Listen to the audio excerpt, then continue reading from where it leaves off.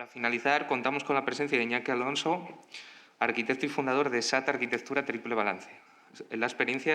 Su experiencia vincula práctica profesional junto a la difusión e investigación acerca de la ecología social y medioambiental. Entre los vectores que mueven su práctica en SAT Arquitectura se encuentra la definición y diseño de lo común, tanto en el ámbito laboral, diseñando proyectos de espacios de trabajo sostenibles, como en lo habitacional, donde realizan modelos de ecovivienda. Uno de los proyectos más conocidos en este último punto, y vinculado a la temática de las jornadas, es la Cooperativa de Viviendas Entre Patios de Madrid, que fue el primer proyecto cohousing ecológico y en régimen de derecho de uso de toda su comunidad autónoma. Es un placer que nos acompañes, soy Iñaki, ya estás en abierto y nada, bienvenido a la escuela. Encantado y un placer poder estar aquí con vosotros y con vosotras.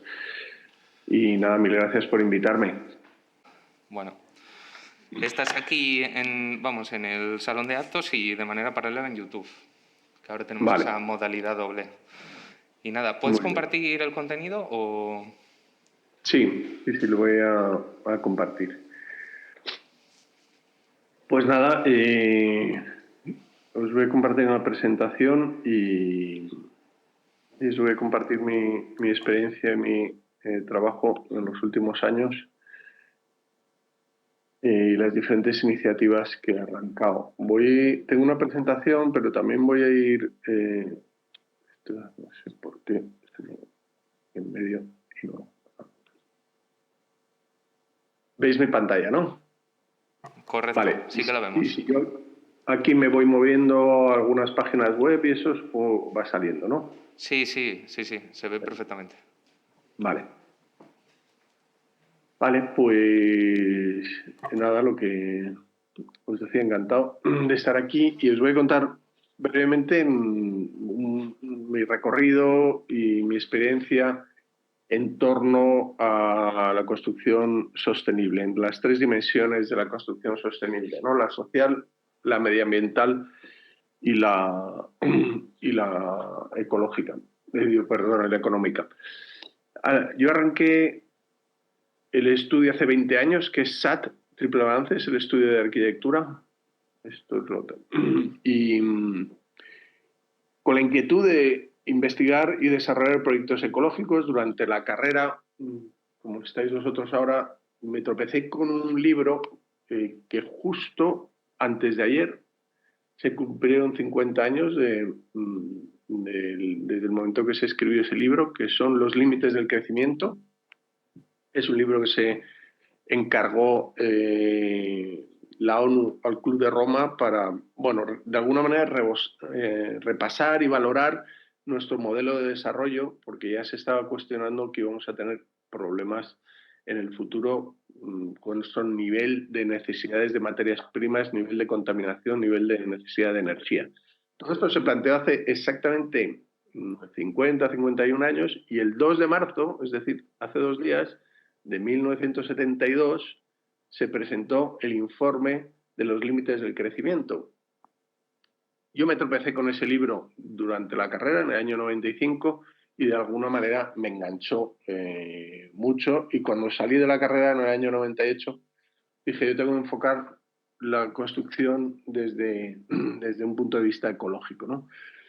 En el 2010 creé Ecómetro, es cofundé con otros técnicos, arquitectos, físicos, aparejadores, químicos, una asociación para la medición y difusión de la ecología en la arquitectura.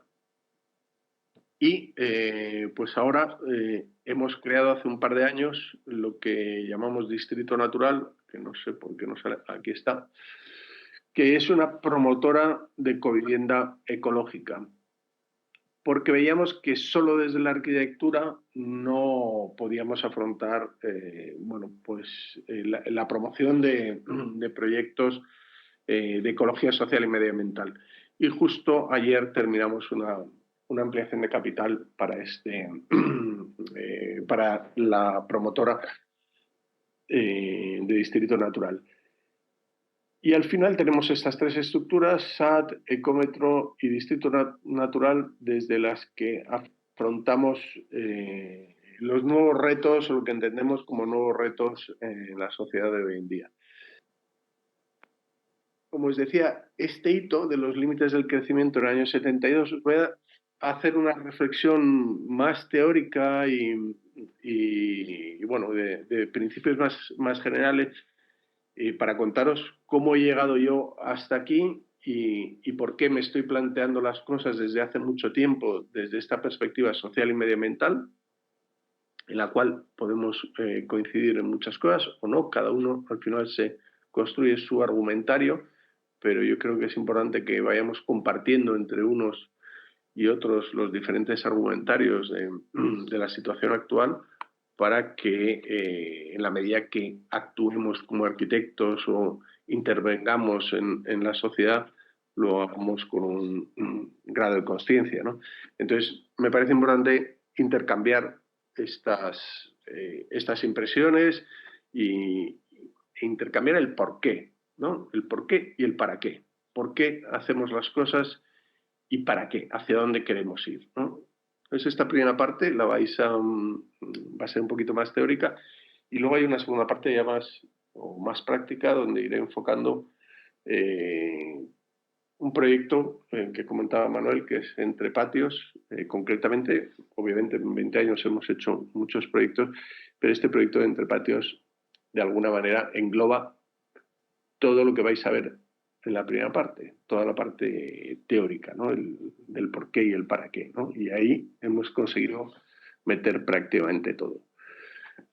Como os decía, hace 50 años llegamos a una reflexión, y digo llegamos a una reflexión como humanidad, a través de la ONU, donde bueno, la conclusión fue que no podíamos seguir viviendo como estábamos viviendo ya en el 72, es decir, después de la revolución industrial, con una bueno, pues, explosión en la contaminación, en las necesidades energéticas que de alguna manera iban a tener un límite y se iban a ir acabando los recursos fósiles.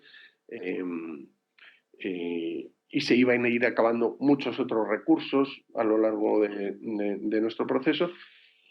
Y al final nuestro modelo de crecimiento desbocado pues tenía un límite, que es el planeta. En un planeta finito no podemos generar un crecimiento infinito. Y tenemos un modelo económico que se basa en el crecimiento infinito.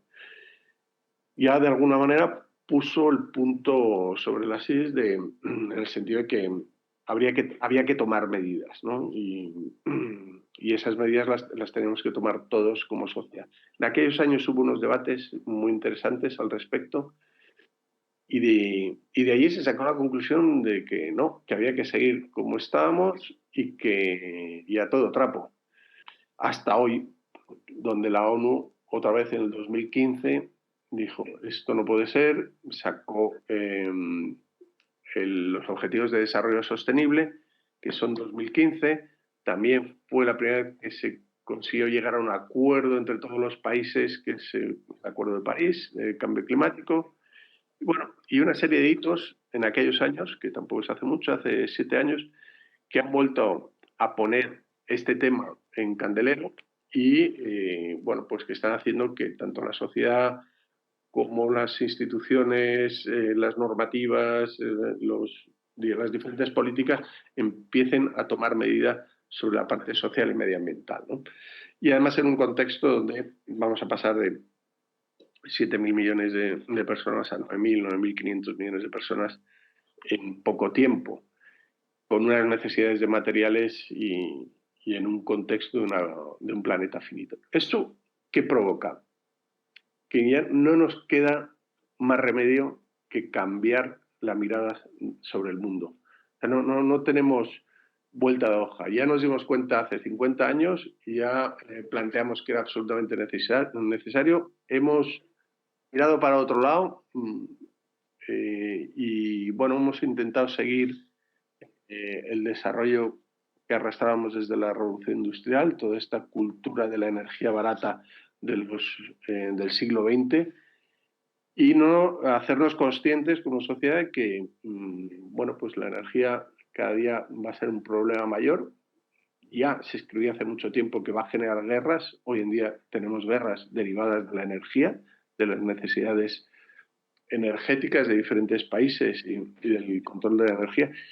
Tenemos una factura que se nos ha ido a las nubes el año pasado, tenemos agotamiento de recursos y en este nivel de crecimiento lo único que vamos a conseguir es cada vez más tensiones geopolíticas si no somos capaces de cambiar la mirada, ¿no? Cambiar la mirada en el sentido de cambiar el paradigma, de cambiar al final nuestra relación con el medio ambiente, pero también nuestra relación entre las personas y al final es nuestra relación con la economía. Todo esto es lo que llamamos el triple balance, ¿no? Reconstruir un balance económico, social y medioambiental. En eso es en lo que trabaja la sostenibilidad, son los 3 pilares de la sostenibilidad y esos pilares son los que de alguna manera nos tenemos que tomar en serio y realmente enfocar, ¿no? Entonces, con este contexto y estas necesidades, pues nosotros hemos planteado que la arquitectura puede reconstruir realmente toda la relación con el medio ambiente. Entonces podemos hacer edificios 100% descarbonizados. Cualquier movimiento, cualquier desarrollo industrial tiene impacto en términos de CO2. Lo que hay que hacer es minimizarlo y luego compensarlo, hacerte cargo de los impactos que generas y generar impactos positivos a través de reforestaciones o diferentes acciones locales que puedan de alguna manera compensar el impacto que desarrollas con la arquitectura, pero con cualquier desarrollo industrial, ¿no? Cualquier movimiento, yo siempre lo digo que cuando hacíamos viviendas unifamiliares, construimos algunas casas con balas de paja, ¿no? Aunque hagas una casa con balas de paja, hay impactos, ¿no? Puede ser más o menos ecológica, pero siempre hay impactos. Y esto es muy importante tenerlo en cuenta. No existe una casa ecológica en el sentido de que no genere impactos. Cualquier material que hagas, aunque utilices corcho en el aislamiento o barro en vez de yeso o balas de paja en la estructura, que son materiales naturales, materiales ecológicos, siempre hay pues, un impacto derivado de un tractor que siega la paja o una empaquetadora que la empaqueta y al final hay unos litros de gasóleo. Tenemos que mejorar mucho los procesos para que los impactos sean lo más pequeños posible. Pero hay que medirlos, hay que cuantificarlos y luego, si podemos, pues hay que compensarlos, ¿no? Y esa parte medioambiental, que la resumimos rápidamente en términos de carbono, como el rey de los impactos, en esta selva de los impactos, pero que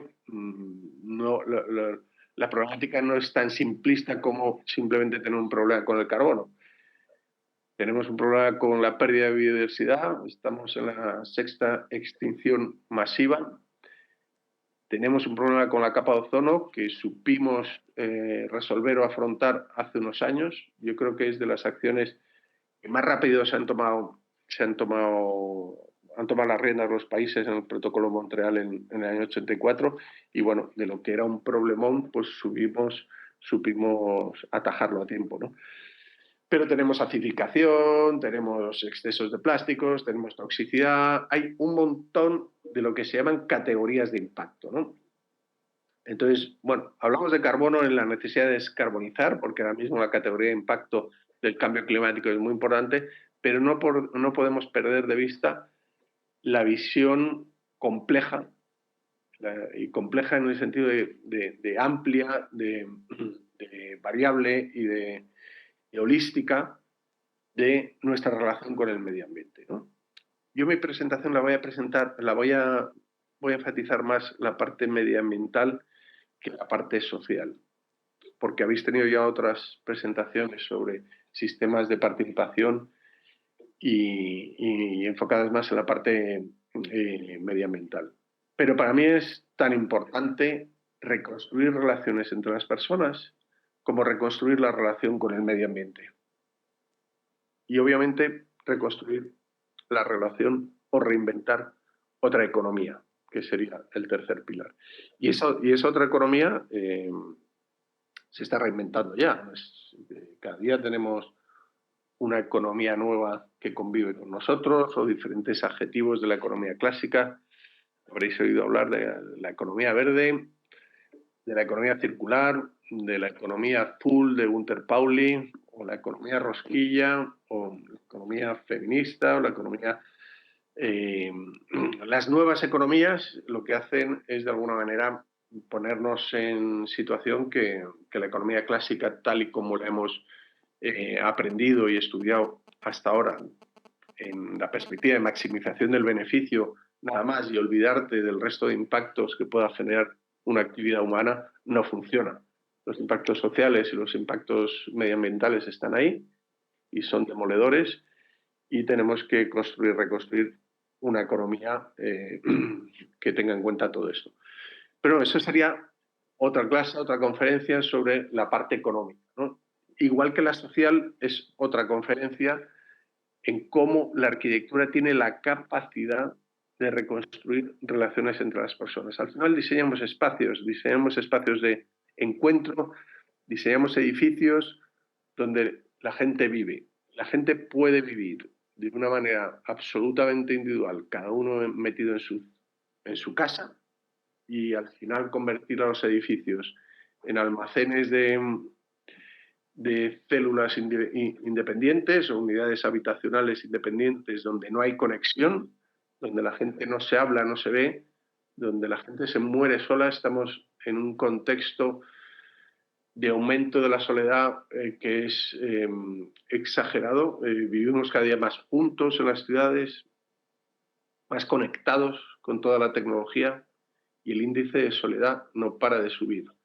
La gente mayor acaba, cuando deja de ser productiva para el sistema que hemos desarrollado, pues acaba siendo aparcado o en su casa o en residencias, y bueno, y yo creo que esto es un gran problema social. No es que yo lo crea, la Organización Mundial de la Salud habla sobre la soledad como una de las pandemias del siglo XXI, y es algo que de alguna manera tenemos que atajar y afrontar también desde la arquitectura, ¿no? Entonces, como os decía, nos interesa mucho toda la parte medioambiental, y os voy a hacer una presentación más relacionada con la parte medioambiental.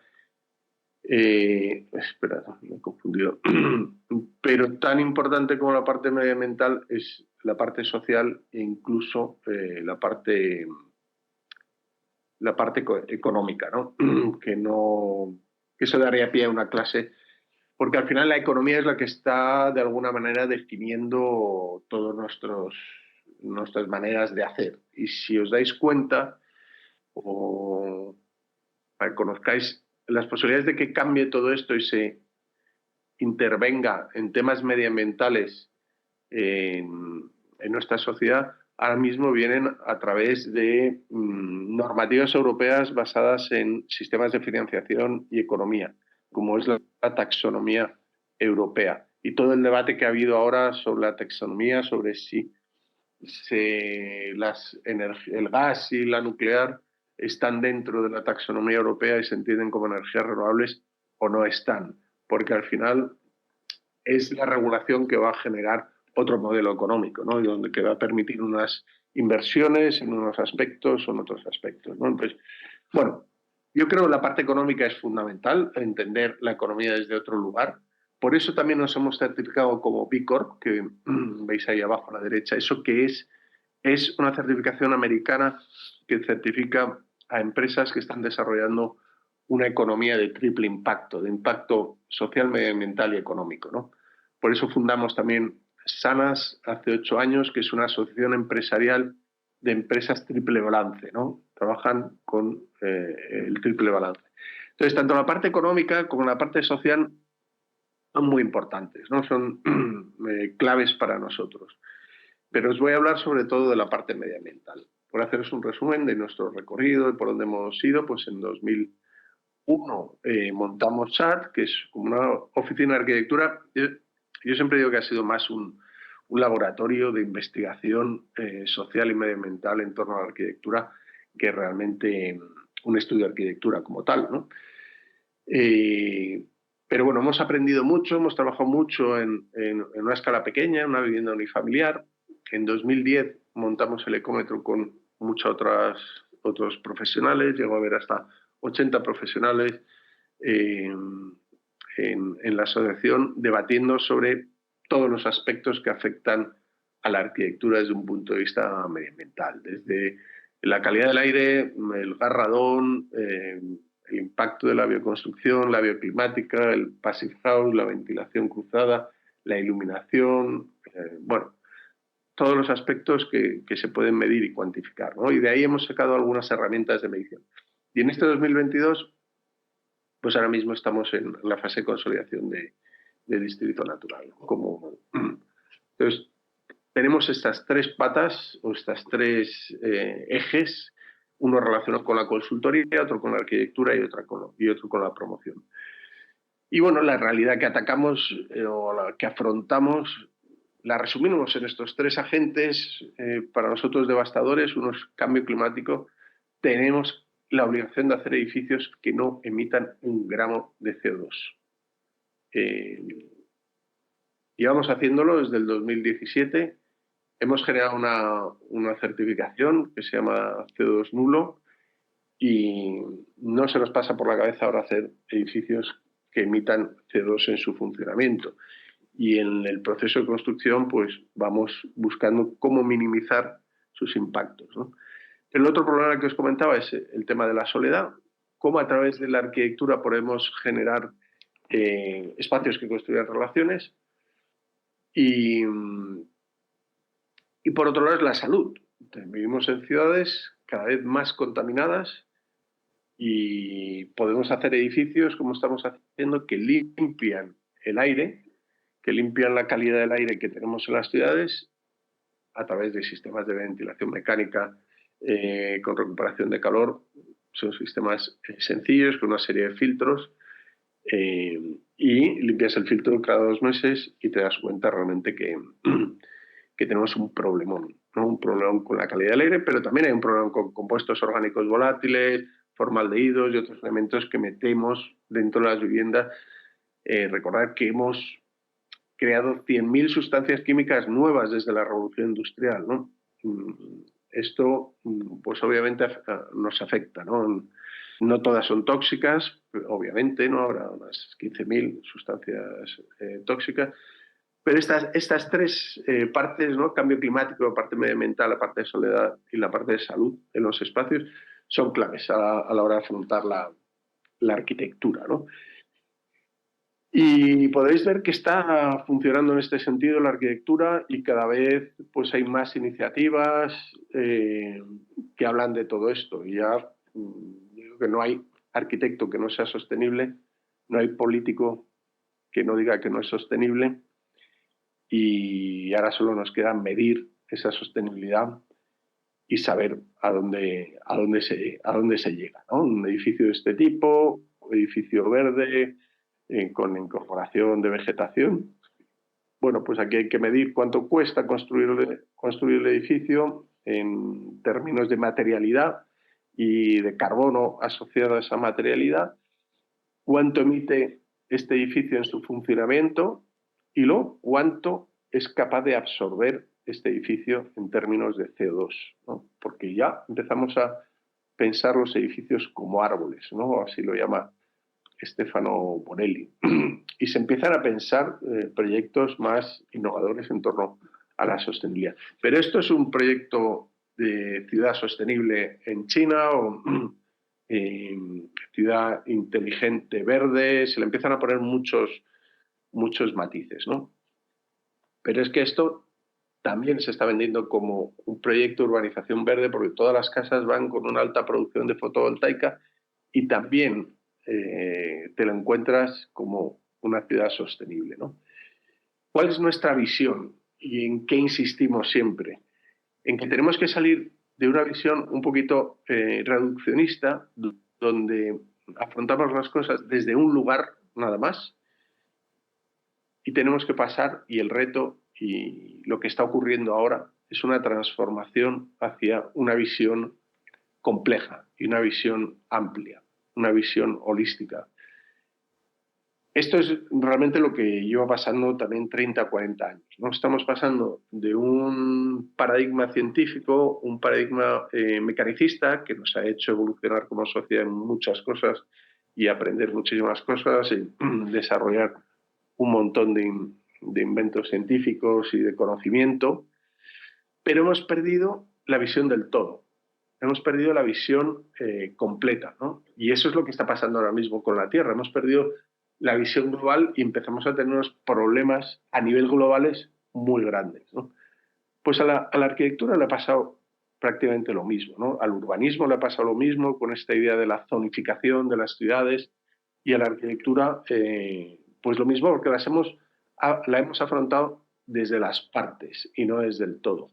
Entonces no es un problema de poner más placas solares, no es un problema de poner más arbolitos o más vegetación en las ciudades, es un problema global de afrontar la arquitectura desde una perspectiva completa, compleja, holística, donde obviamente está la parte económica, la parte social y la parte medioambiental. Pero la parte medioambiental es la eficiencia, son las energías renovables, son los materiales de madera, de corcho, es la salud, es la calidad del aire, es el reciclaje del agua, es lo que entendemos como construir nuevos metabolismos y nuevas estructuras que sean más autosuficientes y que tengan, que construyan otra relación con el medio ambiente, ¿no? Entonces, de la máquina de habitar que decía Le Corbusier, tenemos que pasar a lo que nosotros entendemos como el organismo de vida,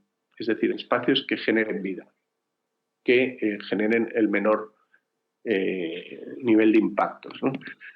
Todo esto lo trabaja mucho la cultura regenerativa, ¿no? Que es un movimiento que ha surgido hace unos años y que os recomiendo este libro de Daniel Christian Wald, Diseñando culturas regenerativas, con esta perspectiva, que nosotros montamos unas jornadas en Madrid en mayo que se llaman Jornadas Regen, se pueden seguir online, están grabadas todas las del año pasado, sobre todos estos conceptos, ¿no? Cómo podemos entender una vivienda regenerativa, ¿no?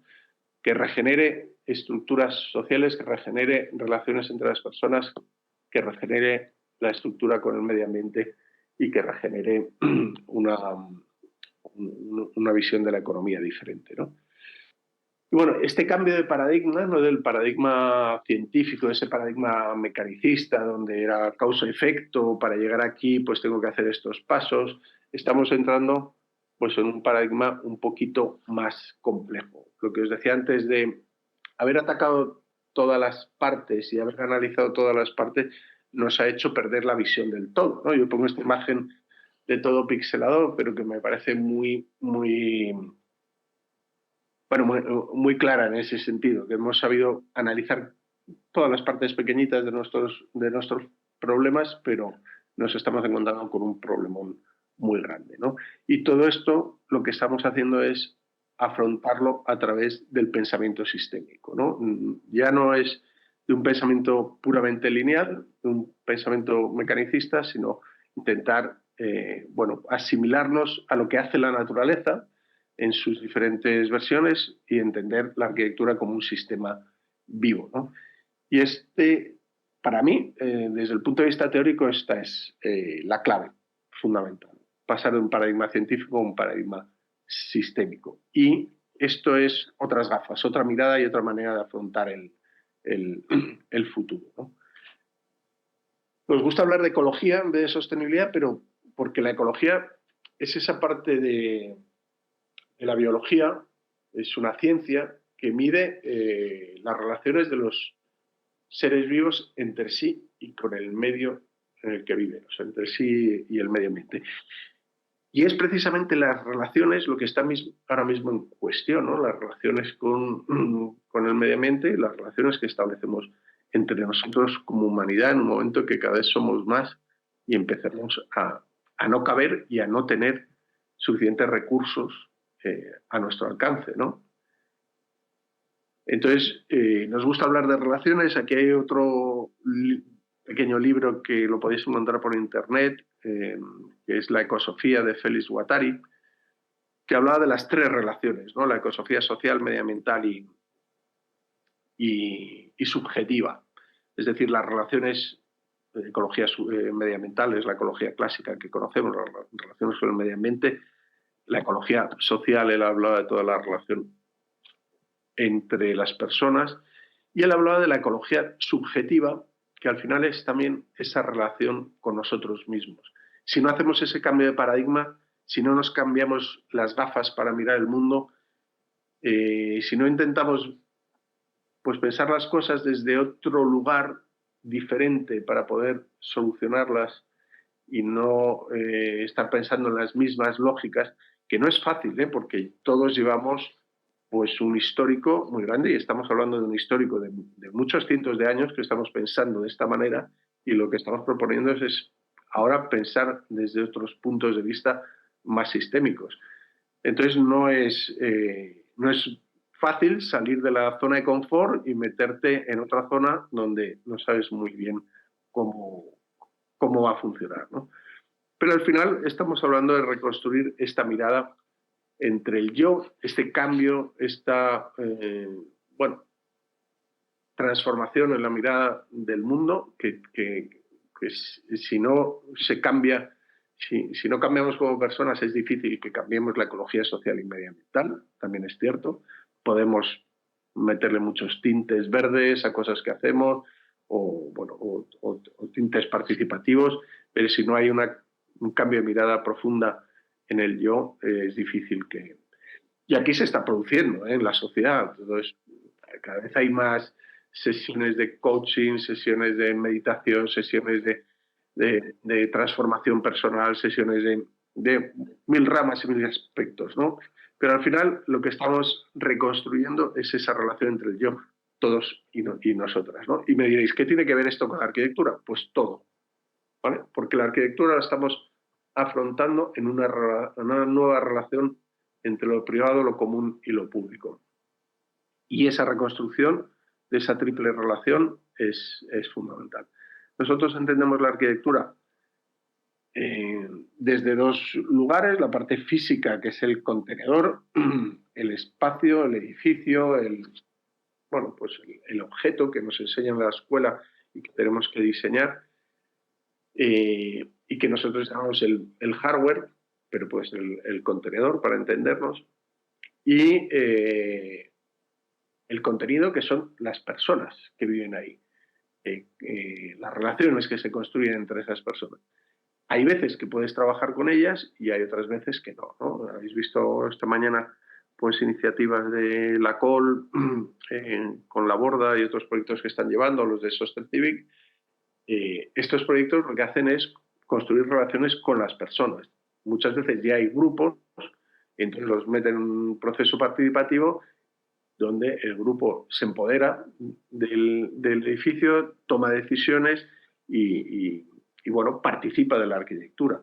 No tenemos por qué pensarlo todos los arquitectos, sino que podemos establecer estrategias de codiseño y coparticipación para definir, escuchar cómo quiere vivir la gente. En esta parte de software incorporamos todo esto: cultura colaborativa, compartir espacios, compartir servicios, cultura de los cuidados, apoyo mutuo. Y pues al final el edificio, entendiéndolo desde este otro paradigma, tiene una capacidad de influencia en nuestra forma de vida muy, muy grande, ¿no? Porque puede ser un edificio productor de energía, pero también al edificio hay un grupo de consumo de comida ecológica que nos viene toda la semana y nos trae la comida ecológica, por lo tanto cambia nuestra dinámica con la alimentación. Pero el edificio tiene parking para bicis con enchufes eléctricos y de repente cambia nuestra movilidad. El edificio puede funcionar como una depuradora y depura todo el agua y cambia nuestra relación con el agua. Es decir, la arquitectura tiene un potencial tremendo en cambiar nuestras formas de vivir. Y yo creo que eso es lo más bonito, lo más ambicioso, lo más relevante hoy en día. Sabemos que la arquitectura también es causante de los mayores impactos, ¿no? Es responsable del 36% de las emisiones de CO2 o del 40% de la energía necesaria o del 35% de los residuos que se producen vienen derivados del mundo de la construcción. Pero también tiene un potencial muy grande. Yo creo que ese es uno de los grandes retos que tenemos, ¿no? Entonces, entendamos la arquitectura desde esta combinación siempre de hardware, software y trabajar las dos cosas a la vez. El software no es algo imaginario, sino que hay que construirlo. No es ese público potencial que puedes tener, sino que cuando trabajamos en proyectos de este tipo de cohousing, trabajamos ya con personas reales, ¿no? Este es el edificio de Entre Patios y esta es la comunidad de Alicante, de Castalla, un senior cohousing que les estamos diseñando un sueño para cómo vivir, bueno, pues ya en un envejecimiento activo, ¿no? Y bueno, aquí hay algunas diapositivas que me voy a saltar porque quiero ir directamente a Entre Patios, ¿no? Yo creo que el que no esté concienciado sobre temas de cambio climático, tampoco le voy a dar yo la tabarra aquí. Hay un montón de portales y de documentación. Hace poco se publicó el nuevo informe del IPCC. Y bueno, yo creo que hay que informarse bien para tomar acciones sobre cómo podemos afrontar la arquitectura, ¿no? Y igual sí que influiría, o os contaría algo más sobre los recursos, porque hablamos mucho de cambio climático y bueno, problemas incluso de salud, de contaminación, pero hay otras cosas que no somos tan conscientes y vamos a todo trapo construyendo ciudades en China y ahora destruyéndolas en Ucrania para volverlas a construir, pero no somos conscientes de que, por ejemplo, el mundo se está quedando sin cobre. Y no vamos a tener cobre para todos. O algo que igual a mucha gente le puede impactar, y es que nos estamos quedando sin arena para construir, ¿vale? Es decir, no vale toda la arena para construir y la arena que utilizamos para construir, pues se está empezando a traficar con ella. En India y en sitios donde hay mucha demanda de construcción de hormigón y no hay mucha arena. Entonces, tenemos que pasar a concebir los materiales y las formas de hacer desde una perspectiva de escasez a otra de abundancia. En ese cambio de paradigma de algo puramente científico a algo puramente sistémico. Tenemos que empezar a construir edificios con materiales que sean renovables, que podamos tener todos los que queramos, ¿no? Y en este caso nosotros construimos con madera y realmente podemos plantar todos los árboles que queramos, ¿no? La superficie forestal en Europa aumenta un 8% en los últimos 30 años. Hace 30 o 40 años Suecia y Noruega decidieron empezar a regenerar sus bosques. Ahora exportan madera a todo el mundo, cortan, plantan, cortan, plantan. La verdad es que la madera es un material que absorbe CO2, es decir, estamos construyendo con carbono absorbido y no se va a acabar nunca, siempre y cuando la cuidemos. Y pues cada vez que cortemos, volvamos a plantar. Esa visión de generar materiales que puedan entrar en una circularidad y puedan tener una visión largoplacista, ¿no? Que se puedan reciclar. Y en este caso hablamos de pasar de la hormigonera a la atornilladora, ¿no? En vez de pegar todos los materiales, luego todos los materiales van a la escombrera, pues podemos atornillar para desatornillar y volver a meter los materiales en otros círculos, ¿no? Entonces, en esta visión ecológica y en esta visión colaborativa es donde nos movemos nosotros, ¿no? Nosotros lo llamamos covivienda ecológica, y covivienda aquí metemos toda la parte co-living y co-housing, y ecológica donde metemos como economía circular, pero también gestión del agua, monitorización, temas bioclimáticos, passive house, bioconstrucción, construcción con madera y descarbonización, ¿no? Y ese es un poco el reto que tenemos.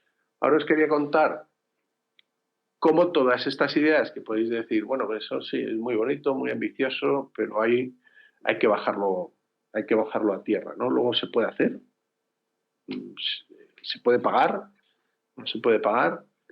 Bueno, pues hemos hecho el primer proyecto en Madrid de vivienda colectiva, el primer cohousing ecológico de Madrid, ¿no? Si esta mañana os han contado el de La Borda, pues somos primos hermanos, además tenemos mucha conexión entre unos y otros, hemos ido aprendiendo y bueno, caminando juntos con estrategias muy similares en muchos aspectos y algunas, como veréis, también diferentes. Y ahora las vamos probando y también las vamos compartiendo. Oye, ¿qué tal está funcionando esto? ¿Qué tal lo otro? No sé qué. Y bueno, pues vamos compartiendo un poco el recorrido que hemos llevado.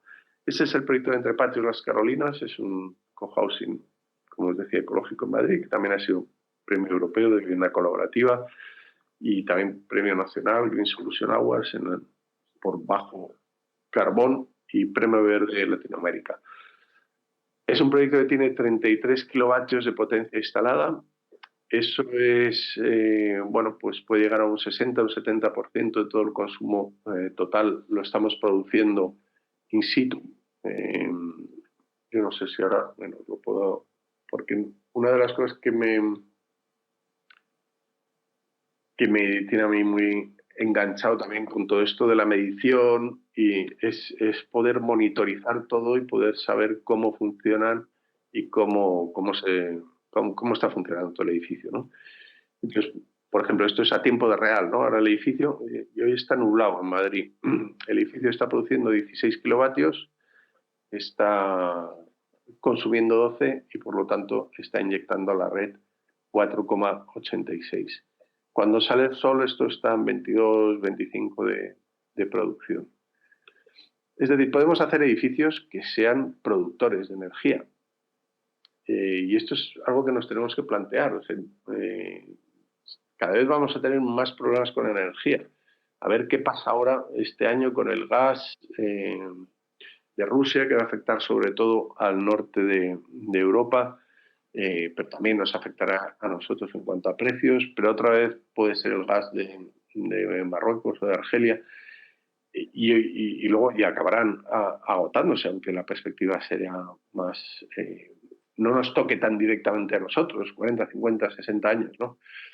Pero tenemos que pensar que los edificios sean prácticamente autosuficientes y pasar de redes centralizadas, incluso fotovoltaicas o eólicas, a redes lo que se llaman más distribuidas, descentralizadas, donde cada edificio lo podamos entender como un edificio productor y consumidor de energía. Esto hoy en día se llama como prosumidor. Es decir, antes estaban los productores por un lado, los consumidores por otro lado, y ahora pues vamos a este mundo un poquito más complejo, donde todos nos podemos convertir en productores y consumidores y generar redes como los sistemas vivos donde bueno, se intercambie la producción y el consumo. Y esto se puede producir en torno a la energía, en torno a la alimentación, en torno al agua y a al conocimiento, a los datos, a diferentes temas, ¿no? Y bueno, en este caso, pues en ejemplos esto yo creo que es de julio, pues se está produciendo en julio bastante más energía de la que se consume, ¿no? Esto también era en julio, pues tenemos consumos durante todo el mes de 166 kilovatios hora y una generación de 200, ¿vale? Esto es un día puntual y esto de aquí abajo es todo el mes. Consumo por mes son 4.700 y la producción 4.900.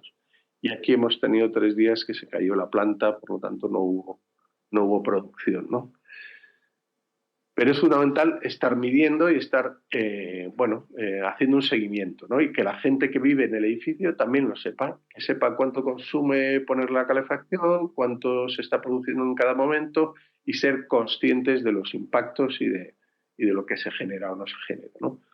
Como veis, toda la cubierta de arriba tiene una gran pérgola fotovoltaica y bueno, esto es lo que produce los 32 kilovatios. Pero no solo es producir sería el segundo paso. Lo más importante es no gastar. ¿Vale? Si tuviésemos que establecer estrategias, la primera sería esta, no la que os he contado antes, de producir, sino no gastar, ¿no? Para eso hay que diseñar el edificio muy bien desde el punto de vista bioclimático y, bueno, y nosotros en este caso a través de estrategias Passive House. ¿Por qué? Porque con esto conseguimos bajar las demandas de calefacción y refrigeración al mínimo, 11 kilovatios hora, 15. Y eso al final se convierte en consumos. Que una vivienda gaste el año pasado 22, 11, 12, 9 o 7 euros al mes en junio, donde están todos los consumos, no están los impuestos y tasas y eso, para que tengáis un dato real de factura, lo podéis multiplicar por 2, ¿vale? Que en torno a un 50, un 53 o 55% es el resto de... Pero lo que es consumo de kilovatios, pues al final en una vivienda de 80 metros cuadrados estamos, es decir, hay que bajar a niveles de demanda muy bajitos para tener luego consumos muy bajos, ¿no? Y todo esto estaba pensado incluso antes de que subiese la factura como ha subido, ¿no? Entonces, bajar la demanda de energía al mínimo, producir energía renovable, pero luego cómo construir es clave, ¿no? Y aquí lo que hacemos es fundamentalmente construir con madera, como la borda, y medimos la cantidad de kilos de madera que necesitamos para construir un edificio de 17 viviendas, 430 metros cúbicos. ¿De dónde los traemos? ¿De dónde los cortamos? ¿Dónde los transformamos? En este caso, desde Rumanía se transforman en Suiza. ¿Y cuánto nos cuesta en términos de carbono los camiones que traen el material desde allí hasta aquí? Todo esto lo calculamos, ¿vale? Lo calculamos para luego compensarlo, minimizarlo y compensarlo. Minimizarlo sería no traerlo desde Rumanía, traerlo desde local, ahora mismo desde Galicia, o como lo trajo la Borda, lo trajo del País Vasco, ¿no? Nosotros en este caso, por pues unas circunstancias específicas de certificación FSC, del tipo de madera, pues lo trajimos de más lejos. Calculamos la huella de carbono que costaba traerlo más lejos y luego la compensamos con un nivel de reforestación más alto. Pero aquí estamos en ese cambio de paradigma, ¿no? Que os decía antes. No es lo mismo construir absorbiendo CO2, que genera madera a través de los árboles, que chupan el CO2, y ese CO2 acumulado en la madera es con el que construimos. Es decir, construimos con CO2 encapsulado, o CO2 materializado en madera.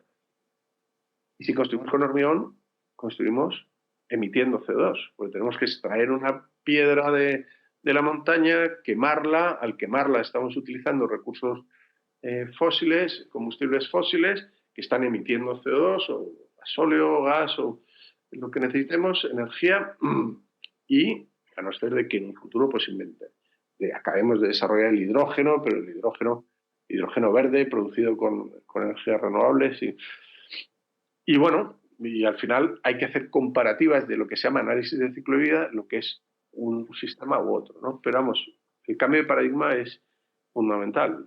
Hay unos recursos limitados que estamos extrayendo y que encima su proceso de extracción nos cuesta muchas emisiones de CO2 y hay otros que son renovables que podemos ir reconstruyendo. Obviamente siempre tienen que ser certificación FSC, ¿vale? Una certificación que me asegure que esa madera viene de un proyecto que tiene unos criterios de sostenibilidad importantes, ¿no? Y esto tampoco es muy extraño, se están construyendo en edificios como este, en Suecia, de 20 plantas, 80 metros de altura, de madera. Pero luego además podemos utilizar materiales que vienen de la industria textil, que no se están reciclando. O sea, reciclamos solo el 5 o 7% de los textiles que tiramos. Y cantidad de ropa, toallas, mantas, bueno, generamos una cantidad de desechos al año, es una de las industrias más contaminantes. Pues tenemos el reto de que esos residuos dejen de ser residuos y pasen a ser productos.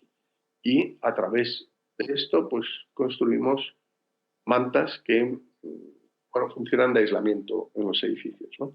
Y el análisis de todos los edificios, de todos los materiales que utilizamos en un edificio es lo que es el análisis de ciclo de vida, de dónde sacamos cada material, de dónde viene transporte, impacto en CO2 en traerlo a nuestra obra, y todo ese impacto de CO2, al final, en el caso de Entrepatios, son 1.290 toneladas de CO2, pues lo que podemos hacer es un proceso de compensación y bueno, pues generar una reforestación o invertir en diferentes proyectos.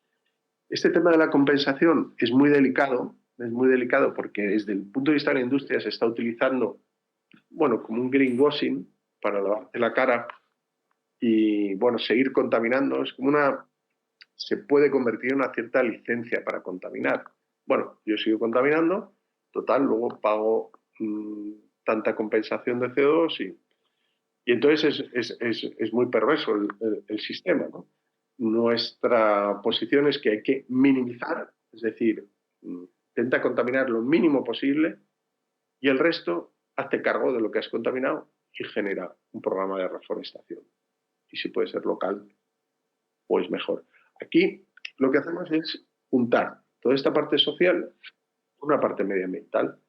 Estas comunidades, estos grupos de personas que vamos acompañando, estas cooperativas para montar una covivienda, pues también les organizamos talleres para ir a hacer una plantación juntos a un lugar. Y bueno, y así al final generamos un edificio que certificamos como CO2. Es una certificación que desarrollamos a través del Ecometro. Pero los edificios no solo pueden ser CO2 nulo. Podemos empezar a pensar edificios regenerativos. ¿Qué es un edificio regenerativo? Pues un edificio que es capaz de regenerar nuestro entorno medioambiental. Es decir, ya no minimiza los efectos de la contaminación o del impacto de CO2, sino que es capaz de absorber. O sea, calcula toda la huella de carbono, la compensa y luego en la vida útil del edificio es capaz de absorber CO2 del medio ambiente, ¿no? Esto ya lo está haciendo bastante, bueno, bastante no, un arquitecto como Boeri, que veíamos antes. Esto es un concurso que presentamos aquí a Madrid, en Regenera Barajas. Y bueno, esta idea la tenemos que tener muy presente, ¿no? La arquitectura tiene la capacidad de regenerar, no solo de minimizar los impactos, ¿vale? Y de regenerar el agua, de limpiar el agua. Pero como os decía, ya voy a ir terminando, no solo es responsabilidad de los arquitectos diseñar bien con estos criterios, sino que luego también es responsabilidad de los usuarios usarlo de la mejor manera posible y hacer un uso sostenible. Y la arquitectura, como os decía al principio, pues tiene la capacidad de transformar formas de vivir. Es decir, de repente, en un edificio de este tipo, tú vives sin impactos en términos de huella de carbono, porque toda la energía es 100% renovable, la que viene in situ a través de la producción es directa y luego el edificio contrata a una comercializadora 100% renovable porque obviamente por la noche no tenemos energía. Entonces, de día lo que hacemos es vender lo que nos sobra y por la noche estamos comprando, pero estamos comprando a una comercializadora. Por lo tanto, no hay emisiones de CO2 en el funcionamiento del edificio. Pero luego puedes organizar un grupo de consumo que te traiga la comida ecológica directamente al edificio, sin envases y sin generar miles de residuos que generamos a través de nuestra forma de alimentarnos en los supermercados, ¿no? Entonces, si traes de productor a consumidor directamente al edificio, tenemos un edificio donde también generamos nuestro propio compost y tratamos la materia orgánica que generamos en el edificio, ¿no? O podemos reciclar hasta 750.000 litros de agua al año, ¿no? O es un edificio que tiene 3 lavadoras para 17 viviendas que compartimos en un cuarto de lavadora. O que te pueden traer los detergentes ecológicos sin ningún tipo de envase, te lo traen, te rellenan las garrafas y se lo llevan. Por lo tanto, eliminamos los envases relacionados con los productos de limpieza y utilizamos solo productos ecológicos. Es decir, te puede ayudar a generar pues, otra visión, como os decía, temas de movilidad o limpiar. Estos son los filtros, un filtro sucio y un filtro limpio en el edificio de Entrepatios, ¿no? Entonces, pues bueno, insistir en el potencial que tiene la arquitectura en la transformación de nuestras formas de vivir, que es tan necesaria para el futuro que viene, ¿no? Así que nuestra apuesta es hacer edificios colaborativos y 100% descarbonizados. Y bueno, hasta aquí mi presentación. Si queréis, me voy a quedar 5 minutos más o 10 minutos y hacemos algunas preguntas. No sé si tenéis alguna duda o queréis conversar algo. Y yo puedo aguantar hasta -20, me tengo que ir. Sí, nada, Iñaki, antes de nada agradecerte la ponencia. Creo que ha sido muy interesante ver cómo, pues, ¿no?, cómo también se pueden orientar estos modelos de habitar y la relación con el entorno, y no solo quedarse un poco en minimizar nuestro impacto, sino empezar a aportar en el entorno, ¿no? Ha sido muy interesante. No sé si alguien quiere realizar alguna pregunta, Iñaki. ¿No tenemos nadie que se anime? ¿No? Pues parece, Iñaki, que no tienes a nadie que te pregunte. A lo mejor es que la presentación ha sido más o menos clara en su totalidad. Así que si te parece bien, y como sé que tienes un poco el tiempo justo, si te parece lo dejamos aquí, tu participación en las jornadas. Y nada, reiterarte el agradecimiento de tenerte aquí esta mañana en el Salón de Actos, aunque sea de manera telemática. Pues nada, muchas gracias a vosotros y nada, ha sido un placer, un placer. Espero que os haya podido aportar algo y nada, pues encantado y mil gracias por haberme invitado. Muchas gracias a ti. Nos vemos pronto. Cierro la conexión. Hasta luego. Hasta luego, chao.